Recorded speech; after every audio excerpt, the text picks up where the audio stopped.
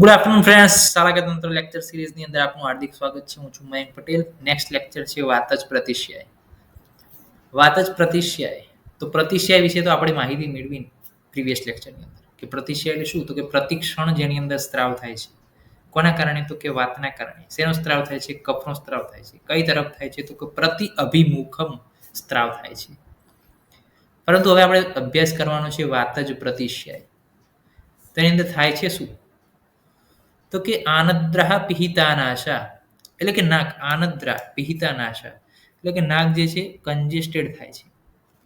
તનુસ્ત્રાવ પ્રવર્તિની એટલે કે પતલો જે છે પાણી જેવું જે છે નીકળે છે નાકમાંથી. આપણે નથી કહેતા અમુક વાર કે પાણી જેવો સ્ત્રાવ થાય છે, નકરું પાણી નાકમાંથી નીકળે છે, તો એ વાત જ પ્રતિશ્યાય થઈ. ગલત આલુ ઓષ્ટ શોષશ્ચ એટલે કે ગળું એટલે કે નેક, થ્રોટ, તાળું એટલે કે પેલેટ, ઓષ્ટ એટલે કે લીપ, આ બધું શું થાય? સુકાય. પાણી પીવો નહીં એના કારણે. હવે આમાં શું થાય? જો પેથોલોજી શું છે કે જ્યારે પણ પાણી જેવો સ્ત્રાવ થતો હોય એટલે તમે પાણી પીવાનું ઓછું કરી દો પ્રતિશ્યાયની અંદર. હવે એના કારણે શું થાય? આ બધું સુકાય. ગળું છે, તાળવા છે, હોઠ છે, આ બધું સુકાશે.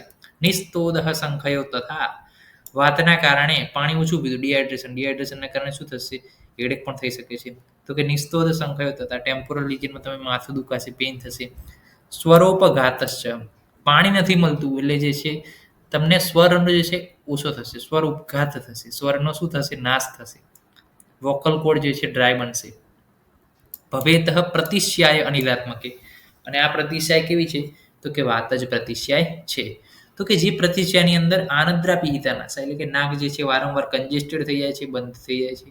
તનુસ્ત્રાવ પ્રવર્તિની એટલે કે પતલો પાણી જેવો સ્ત્રાવ થાય છે વારંવાર દિવસ દરમિયાન, અને એના કારણે પાણી નથી પીતા તો પછી ગળું, તાળવા, હોઠ આ બધું સુખાય છે. ડિહાઇડ્રેશનને કારણે માથું ચડે છે, સ્વરનો નાશ થાય છે કારણ કે વોકલ કોર્ડ ડ્રાય બને છે, અને આને શું કહેવામાં આવે છે? વાત જ પ્રતિશ્યાય કહેવામાં આવે છે. ચિકિત્સા આપણે જોઈએ ડાયરેક્ટ, તો કે વાતિક હેતુ પ્રતિશ્યાય પીબેત સર્પી યથાક્રમમ ઘીનો પ્રયોગ જે છે કરવાનો કીધો છે.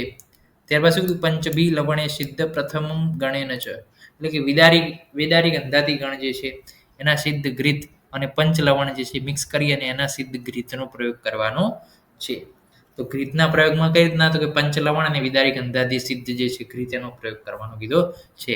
વાતિકેતુ પ્રતિશ્યાય પીબેત સર્પી યથાક્રમમ પંચભી લવણેન સિદ્ધ પ્રથમેન ગણેન ચ નશ્યાદિષુ વિધિ કૃષ્ણ નશ્યાદિ વિધિ કરવાની છે. કૃષ્ણ અવેક્ષેત અર્ધિરિતમ કે જે અર્ધિતની અંદર કરી છે એ જ પ્રકારની જે છે નશ્ય વિધિ કરવાની છે. તો શુંનો પ્રયોગ થઈ ગયો?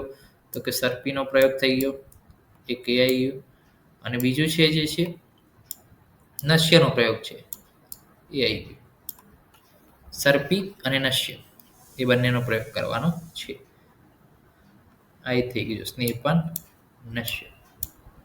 નશ્ય જે છે અણુતેલની કરવાનું કીધું છે. ત્યારબાદ પથ્યની અંદર વાત કરીએ તો સ્નિગ્ધ ઉષ્ણ અમ્લ માંસરસ એટલે કે વાતની અંદર જે પણ પથ્ય હોય, વાતની જે પ્રોપર્ટી છે એના કરતાં વિરુદ્ધ પ્રોપર્ટીનું બધું જ શું થાય? પથ્ય.